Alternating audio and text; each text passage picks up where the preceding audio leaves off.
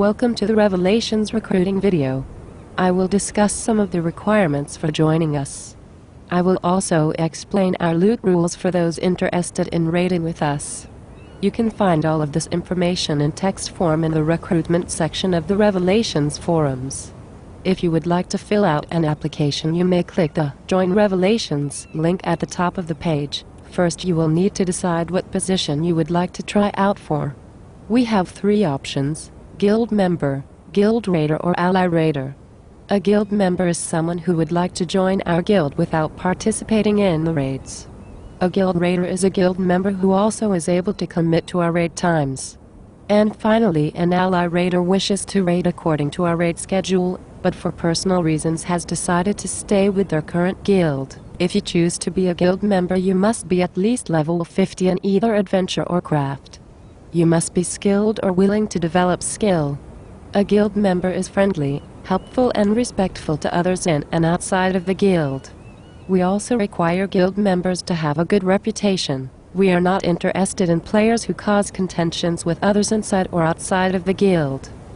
If you are interested in becoming a Guild Raider or Ally Raider, you must be at max adventure level, match at least the minimum alternate advancement points as described in the requirements forum. We require raiders to have gained their mythical buff from completing the Epic Repercussions quest. All raiders should have at minimum Adept 3 versions of all their abilities, carry 100 of each Curapa type, that is Noxious, Arcane, Elemental, and Trauma. Raiders are required to have at least 80% of their equipment adorned. This includes all red, white, and yellow slots. A raider's gear should be sufficient enough to survive the content we are currently working.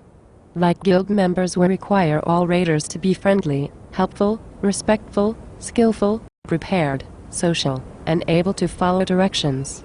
We require raiders to commit to nights we raid and to use our missing in action boards when they cannot attend a committed night.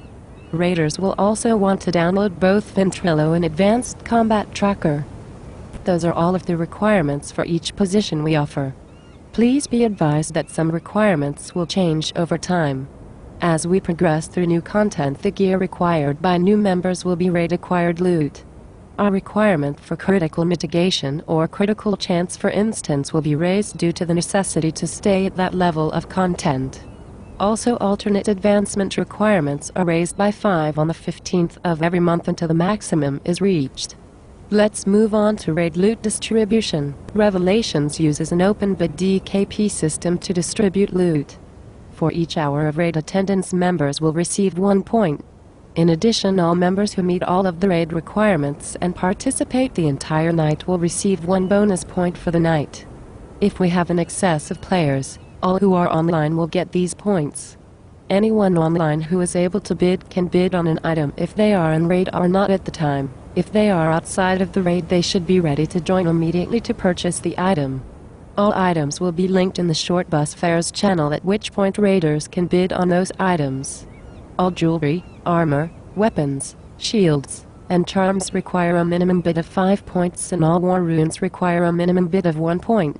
Any master abilities will be looted up by leadership immediately. If you need a master that drops for your raider, please speak up. We will distribute as needed. Players can go in debt when purchasing loot, however they cannot win an item from someone with more points than them. If a player does not have enough points to bid on an item, they can use a negative mark before their 5-point bid to show they are going in debt for that item. There's also a loot priority to be considered. Full raid members, that is, players who have been accepted and are no longer under recruitment, have priority over recruits. Recruits have priority over sales or alts. If a recruit is bidding on an item, they will need to place a letter R after their bid. For instance, bidding 5 points on an item for a recruit would be 5R.